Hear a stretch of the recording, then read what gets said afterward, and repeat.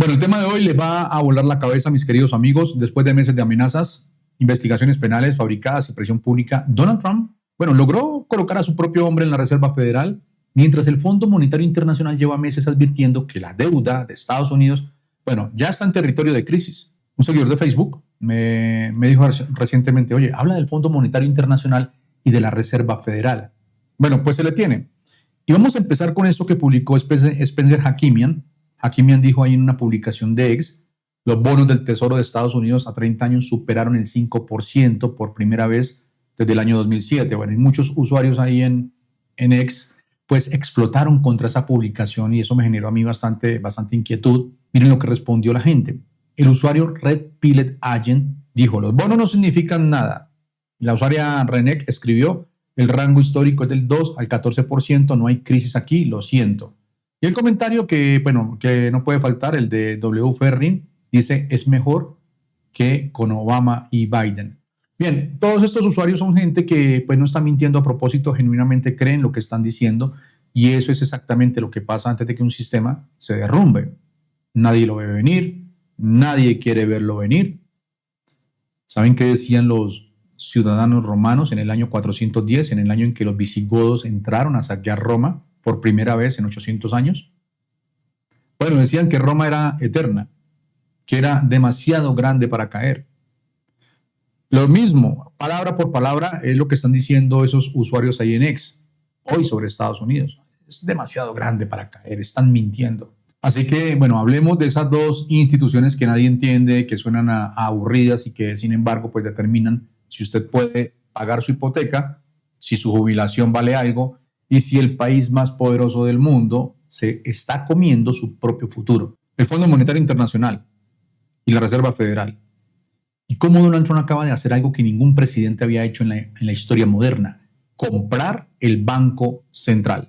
Primero lo primero, porque bueno, yo sé que muchos escuchamos Reserva Federal o Fondo Monetario Internacional y el cerebro automáticamente dice, esto no es para mí. Pues hoy vamos a acabar con ese mito. Imagínense que tienen una tarjeta de crédito, esa tarjeta tiene una tasa de interés, digamos 20%. Ahora imagínense que hay alguien que cada mes decide si esa tasa sube, baja o se queda igual. Ese alguien para Estados Unidos es la Reserva Federal, es el banco de los bancos, es el que fija el precio del dinero en la economía más grande del planeta en este momento. Y cuando el precio del dinero en Estados Unidos sube, bueno, su hipoteca sube, su crédito de auto sube, su tarjeta sube, le afecta a usted directamente en su bolsillo. Y recuerden algo importante, cuando las tasas en Estados Unidos permanecen altas, bueno, los inversionistas internacionales prefieren mantener su dinero en dólares, bueno, porque le rinden más. Eso reduce el flujo de dólares hacia economías emergentes como Colombia, Chile, Argentina, lo que presiona las monedas de esos países a perder valor frente a la divisa estadounidense. Y cuando el dólar se fortalece frente a otras monedas, bueno, todo lo que se importa, tecnología, medicamentos, materias primas, se vuelve más costoso. Eso es inflación importada. Inflación que usted no generó, pero que usted paga. Ahora el Fondo Monetario Internacional. Bueno, el Fondo Monetario Internacional es como ese vecino rico y respetado del barrio que lleva décadas mirando las finanzas de todo el mundo. Cuando ese vecino le dice a alguien, oiga, usted está gastando demasiado, esto se va a poner feo. Bueno, los mercados escuchan, los gobiernos escuchan, porque ese vecino siempre ha tenido razón. Pues ese vecino acaba de mirar las finanzas de Estados Unidos y dijo algo que nadie en la Casa Blanca quiere repetir. La deuda de Estados Unidos llegará al 142% del Producto Interno Bruto en 2031. 142% del Producto Interno Bruto. ¿Qué significa eso en términos sencillos? Que Estados Unidos debe mucho más de lo que produce en un año, mucho más, y va en aumento. Ahora bien, todo esto que les acabo de explicar es preocupante, pero lo que Donald Trump hizo últimamente pues convierte esa preocupación en algo mucho más serio. La Reserva Federal tiene una característica que la hace funcionar, su independencia. Es decir, el presidente de turno no le puede decir qué hacer, no puede llamar al jefe de la Reserva Federal un lunes por la mañana y decirle, baja las tasas porque me conviene políticamente. Esa independencia existe por una razón muy simple, porque si el político de turno controla el Banco Central, puede manipular la economía para su beneficio, aunque eso destruya el país a largo plazo. Donald Trump nunca entendió eso, o sí lo entendió y simplemente pues no le importó. Miren, desde que empezó su segundo mandato, Donald Trump atacó públicamente a Jerome Powell, el presidente de la Reserva Federal, de manera sistemática. Lo llamó un desastre para el país, lo amenazó con despedirlo, y cuando no pudo despedirlo directamente, porque la ley no se lo permite, bueno, hizo algo más sutil y más peligroso. Ordenó una investigación penal contra Powell, una investigación del Departamento de Justicia, que también trabaja para él, y que tampoco es independiente como debería serlo, por una renovación de un edificio. La investigación era una pantalla, era presión, era el mensaje clásico de Donald Trump: o te alineas conmigo o te destruyo. Pues Jerome Powell no se dio. Powell aguantó, y cuando su mandato terminó en mayo de este año, bueno, Donald Trump ya tenía listo su reemplazo. Kevin Warsh. ¿Quién es Warsh? Bueno, un abogado financista de 56 años, casado con la heredera de Steve Lauder, imagínense nada más, con un patrimonio de entre 130 y 200 millones de dólares, nominado por Donald Trump. Y durante su audiencia de confirmación en el Senado, la senadora Elizabeth Warren, bueno, ella le dijo exactamente lo que muchos pensaban, ¿no? Lo llamó títere. Bueno, Warsh obviamente se defendió y juró que no lo era, que él sería independiente, que nadie le iba a decir qué hacer.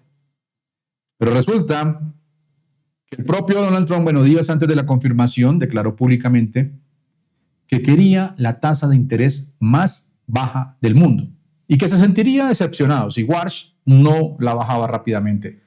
De verdad que si eso es independencia, bueno, yo no sé qué es dependencia entonces. Ahora volvamos a los tweets, porque quiero hablar directamente con el señor que dijo que los bonos no significan nada. Bueno, ustedes ya saben que empleó otra palabra. Bueno, muchos normalmente tenemos una hipoteca, ¿verdad? O tenemos un familiar que la tiene, o alguien que tiene un crédito de auto o una tarjeta de crédito. Pues los bonos del tesoro determinan todo eso. Aquí les va una explicación muy sencilla y de manera rápida. Cuando el gobierno de Estados Unidos necesita dinero prestado, y lo necesita constantemente porque gasta más de lo que recibe, emite bonos. Es como un pagaré. Le dice al mercado: préstame dinero y en 30 años te lo devuelvo con intereses. Cuando esos intereses suben, cuando el rendimiento del bono sube, significa que el mercado está exigiendo más para prestarle dinero a Estados Unidos. ¿Por qué? ¿Por qué exigiría más? Porque percibe más riesgo. El rendimiento del bono a 30 años llegó al 5.12% esta semana, y el analista Michael Hartnett de Bank of America, bueno, dijo algo que me quedó grabado. Cuando el rendimiento a 30 años se sostiene por encima del 5%, se abre la puerta al desastre. No lo dije yo, lo dijo Bank of America. ¿Y qué significa esto para usted, que vive en Houston, en Chicago, en Los Ángeles? Significa que la tasa hipotecaria a 30 años pues ya está en 6.54%. Significa que si usted refinancia hoy $100,000 de su casa, pues va a pagar $635 al mes, y a lo largo de la vida del préstamo va a pagar $129,000 solo en intereses, no en capital, en intereses. Y el usuario de X que dijo el rango histórico es del 2 al 14%, el 5% es normal, tiene razón. Tiene razón en una cosa: técnicamente el 5% existió antes, pero existió cuando la deuda de Estados Unidos era manejable. Hoy la deuda es de casi 39 billones de dólares. Cuando los intereses de esa deuda suben, el gobierno tiene que destinar más y más del presupuesto a pagarlos, y menos a educación, a salud, a infraestructura. Pero hay algo más que quiero que sepan, porque todo esto no lo está diciendo solamente un analista de X, ni yo desde este canal, lo está diciendo el mundo entero, con datos concretos. El año pasado, Moody's, una de las 3 grandes agencias calificadoras, le quitó a Estados Unidos su calificación crediticia perfecta, o sea, la famosa AAA, la que significa: este país es el más confiable del planeta para prestarle dinero. Standard & Poor's la quitó en 2011, Fitch la quitó en 2023, Moody's la quitó en mayo del año pasado, por primera vez en más de 100 años. O sea, ninguna de las 3 grandes agencias le da a Estados Unidos la calificación máxima. ¿Y qué hizo la Casa Blanca? Bueno, envió a Scott Bessent, el secretario del Tesoro, dijo que Moody's es un indicador rezagado. Y alguien más señaló que el economista de Moody's era donante de Bill Clinton. O sea, cuando los números no te gustan, pues atacas al mensajero clásico de la administración de Donald Trump. Y el Fondo Monetario Internacional, ese vecino rico que lleva décadas mirando las finanzas del mundo, bueno, publicó su análisis más reciente y dijo 3 cosas que quiero que ustedes escuchen bien. Primero, El déficit de Estados Unidos es demasiado grande y debe reducirse. Segundo, la deuda pública pasará del 124% del Producto Interno Bruto en 2025 al 142% en 2031. Tercero, la ley tributaria de Trump, la famosa One Big Beautiful Bill, la gran y hermosa ley, añadirá entre 3 y 5 billones de dólares más a esa deuda en la próxima década. 3 a 5 billones, con B, billones. ¿Cómo se explica esto? ¿Cómo un hombre que se presenta como el gran empresario, el genio de las finanzas, el que va a arreglar todo, está disparando la deuda a niveles que el mundo entero cataloga de insostenibles? Pero esperen porque miren, todavía no les he contado la parte más importante y es esta. ¿Por qué Donald Trump quería tanto controlar la Reserva Federal? ¿Qué gana él personalmente con bajar las tasas de interés ahora, aunque eso signifique más inflación después? Miren, cuando la Reserva Federal baja las tasas de interés, el dinero se vuelve más barato, los créditos son más fáciles de conseguir, la gente gasta más, los mercados suben y todo eso en el corto plazo pues se ve muy bien, se siente bien, la economía parece que está rugiendo. La palabra clave ahí es corto plazo, porque en el largo plazo pues bajar las tasas cuando ya hay inflación, cuando los precios ya están altos, cuando la gasolina ya está costosa, cuando la guerra con Irán ya está disparando el petróleo. Es como darle aspirinas a alguien que tiene cáncer. Le quitan dolor por un momento tal vez, pero el cáncer sigue ahí, creciendo, consumiendo. Entonces, ¿por qué Donald Trump insiste? Porque Donald Trump no piensa en el largo plazo. Donald Trump piensa en los titulares de mañana, los de la próxima semana. Piensa en cómo se ve la economía mientras él está en el poder. Él está pensando en las elecciones de medio término. Lo que pase después, lo que le pase a usted, a sus hijos, a su hipoteca dentro de 5 años, ese no es su problema, a él le vale. Pero hay algo más, algo que mucha gente pues no menciona. Estados Unidos tiene casi 39 billones de dólares de deuda y esa deuda hay que refinanciarla constantemente. O sea, hay que pedir nuevos préstamos para poder pagar los viejos. Cuando las tasas de interés están altas, refinanciar esa deuda cuesta más, cuesta muchísimo más. El gobierno tiene que destinar más del presupuesto solamente a pagar intereses, más de $1 billón al año, solo en intereses, no en hospitales, no en carreteras, en intereses. Entonces, cuando Donald Trump presiona para bajar las tasas, no está pensando en usted, está pensando en que el gobierno, su gobierno, pague menos intereses sobre su propia deuda. Y aquí es donde vuelvo a los tweets. Al señor que dijo, Estados Unidos rugirá gracias al petróleo. Al que dijo, es mejor que Obama y Biden juntos. Al que dijo, los mercados van bien, miren el Standard & Poor's 500. Tienen razón en algo. Los mercados de acciones han subido. El Standard & Poor's 500 ha marcado nuevos récords. Pero escúchenme bien, porque esto es crucial. Que el Standard & Poor's 500 suba no significa que usted esté mejor, significa que los accionistas están mejor, que los que tienen portafolios de inversión están mejor. ¿Cuántos de los seguidores de Donald Trump en Ohio, en Michigan, en Pensilvania tienen portafolios de inversión? ¿Cuántos tienen acciones de Apple o Nvidia? Bueno, deben haber gente que sí los tiene, pero muy pocos. Lo que sí tienen la mayoría es una hipoteca. Lo que sí tienen la mayoría es que todos llenan el tanque de gasolina. Todos van al supermercado. Y el supermercado con inflación al 3.8% y guerra con Irán, disparando el petróleo, bueno, no está rugiendo. Está aplastando la economía de las familias. Y yo les pregunto y quiero que piensen en esto mientras ven el resto del video. ¿Cuándo fue la última vez que vieron a alguien que debe más de lo que gana, que le sube los gastos a su tarjeta de crédito todos los meses, que le pide al banco que le baje los intereses porque así él paga menos y que además le dice a todo el mundo que le va de maravilla? ¿Qué le dirían ustedes a ese familiar? ¿Que está rugiendo o que está a un paso de la quiebra? Eso es Estados Unidos hoy bajo Donald Trump. Es el país que Donald Trump llama el más grande del mundo. Make America Great Again. Puede serlo, puede tener la economía más poderosa del planeta, pero los imperios no caen de un día para otro. Caen exactamente así, poco a poco, mientras todo el mundo dice que es imposible que caigan. Yo lo dije en un video pasado, ningún imperio, ninguno, creyó que iba a caer. Repito, ninguno. Bien, hasta ahora hemos hablado de lo que pasa adentro de Estados Unidos, pero hay una dimensión de este problema que, bueno, muy poca gente explica y es esta. La deuda no se la debe solamente a Estados Unidos. También hay una parte de esa deuda que se la debe a otros países, los famosos tenedores de bonos. Y déjenme explicarle eso. Cuando el gobierno de Estados Unidos emite un bono, ese pagaré del que les hablé antes, bueno, no solamente se lo compran los bancos de Estados Unidos, los fondos de pensiones o incluso algunos estadounidenses que tienen mucho dinero. Se lo compran también otros países, gobiernos enteros que dicen yo le presto dinero a Estados Unidos y a cambio pues me pagan intereses. Excelente negocio. ¿Quiénes son esos países? Bueno, los tres más grandes: Japón, China y el Reino Unido. Solo Japón tiene 1.19 billones de dólares en bonos del Tesoro de los Estados Unidos. China tiene 652 mil millones. El Reino Unido, 927 mil millones. Ustedes lo están viendo ahí en ese cuadrito. En total, países extranjeros tienen más de 9 billones de dólares en deuda de Estados Unidos. 9 billones de dólares en manos de otros países. Ahora bien, ¿qué pasa cuando esos países empiezan a perder la confianza? ¿Qué pasa cuando empiezan a pensar, oye, este país tiene un presidente que controla su propio banco, su propia Reserva Federal, que gasta más de lo que tiene, que Moody's le quitó la AAA y que el Fondo Monetario Internacional dice que va camino al 142% de deuda? Bueno, pues lo que está pasando ahora mismo.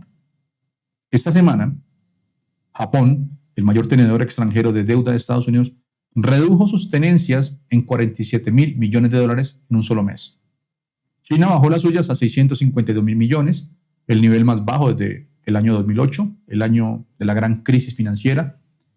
Y Japón no está vendiendo porque quiera hacerle daño a Estados Unidos. Bueno, Japón está vendiendo porque su propio mercado interno se está volviendo más atractivo.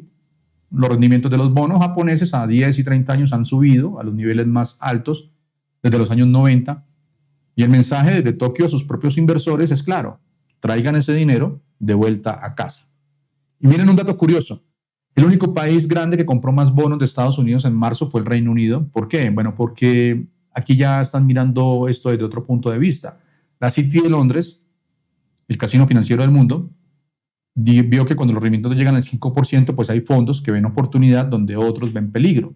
Eso no es confianza en Donald Trump, es especulación pura de poder ganar más. Ahora, lo de Japón es un problema económico, lo de China es algo completamente distinto. Lo de China es una jugada de ajedrez de largo plazo y aquí es donde esto se pone verdaderamente interesante. ¿Por qué? Durante décadas, China pues, fue el mayor comprador de bonos del Tesoro de Estados Unidos. En 2013 llegó a tener 1.3 billones de dólares en deuda estadounidense. Hoy tiene 652 mil millones. Redujo su posición casi a la mitad en poco más de una década. ¿Por qué? Bueno, no por accidente. Por decisión estratégica. China aprendió una lección muy clara. Cuando vio lo que le pasó a Rusia, que Occidente puede congelar las reservas de un país de un día para otro, Pekín decidió que no va a ser el próximo. Entonces empezó a diversificar. Menos bonos del Tesoro de Estados Unidos, más oro, más inversión en infraestructura propia, más comercio en yuanes. Lo que está pasando ahora en el estrecho de Hormuz, Irán cobrando su peaje en yuanes. Así que esto no tiene nada de extraño. Pero aquí está la parte que me parece a mí más, digamos, más brillante y más peligrosa para Estados Unidos. China no necesita vender agresivamente bonos del Tesoro para tensionar el mercado de los Estados Unidos. Le basta simplemente con reducir las compras, con simplemente dejar de ser el comprador que siempre fue. Y ahora, muchos estarán pensando, hey, espera, porque China le compró aviones a Trump después de la cumbre de 2 días, la que hubo esta semana. Claro que sí. Con una mano le compra aviones que necesita de todas formas para sus aerolíneas y con la otra mano sigue reduciendo sus bonos al nivel más bajo desde la crisis del 2008. Xi Jinping no necesita enemistarse con Trump. Le basta conseguir jugando ajedrez mientras Donald Trump juega damas. ¿Por qué eso es tan devastador? Bueno, porque Estados Unidos necesita vender bonos constantemente todos los meses para pagar su deuda, para financiar su déficit. Y si China, uno de sus mayores compradores históricos, dice ya no compro más, el Tesoro de Estados Unidos tiene que salir a buscar otros compradores. Y para atraer a esos nuevos compradores tiene que ofrecer mejores condiciones, es decir, tasas más altas, más intereses. Y más intereses significa más deuda. Y más deuda significa más intereses. Y así sucesivamente. Es un círculo que se cierra solo.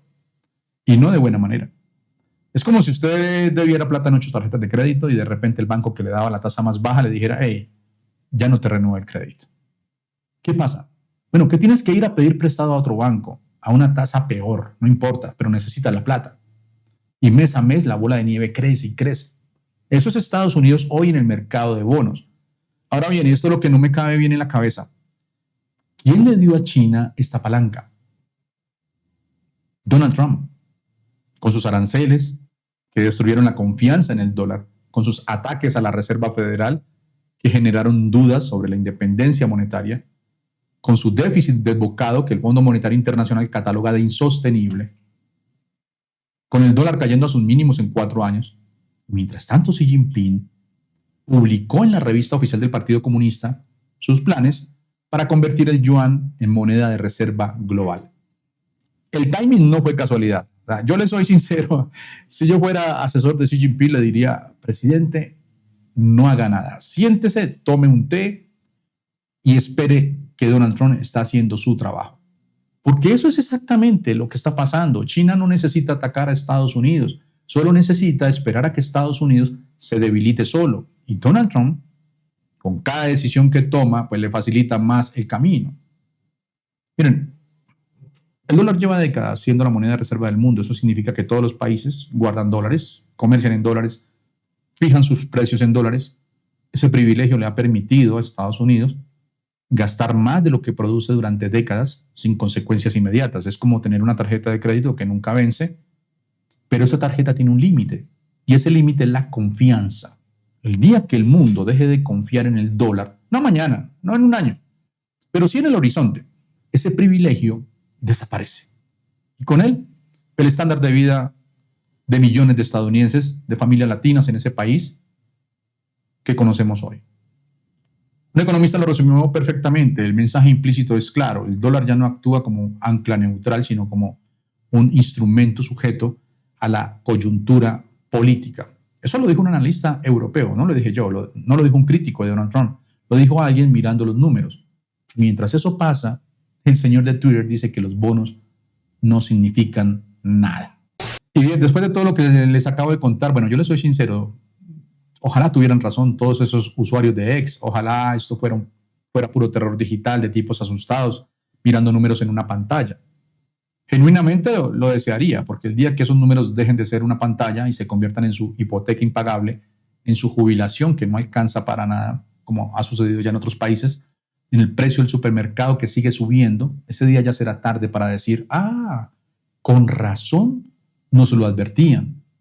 Así cayó Roma, no de un golpe, sino convencida hasta el último momento de que era eterna. Yo no sé si Estados Unidos va a caer, nadie lo sabe, ni siquiera en Polymarket, la plataforma de apuestas donde Donald Trump Jr. tiene un buen dinero invertido, o es socio. Pero sí sé esto, un país que debe más de lo que produce, que le quitó la independencia a su banco, o sea, a la Reserva Federal, que sus propios acreedores están abandonando silenciosamente los bonos y cuyo presidente celebra todo eso como un éxito. Bueno, ese país no está rugiendo, ese país está apostando con el dinero de sus hijos. Bueno, yo les tengo una palabra para el video de hoy. Les agradezco un montón que hayan llegado hasta aquí. Confianza. ¿Todavía le tienen confianza al dólar? ¿Al sistema financiero de los Estados Unidos? ¿O ya empezaron a dudar? Esa es la palabra de hoy, confianza. Escríbanla ahí abajo. Y ya sabes, si te gusta el contenido del canal, la mejor manera de apoyar es seguirme y suscribirte, bueno, darle like, todo esto al video. Gracias profundas a todos ustedes por llegar hasta aquí. Un abrazo fuerte para todos. Nos vemos en el próximo video. Yo soy John Quintana. Hasta pronto.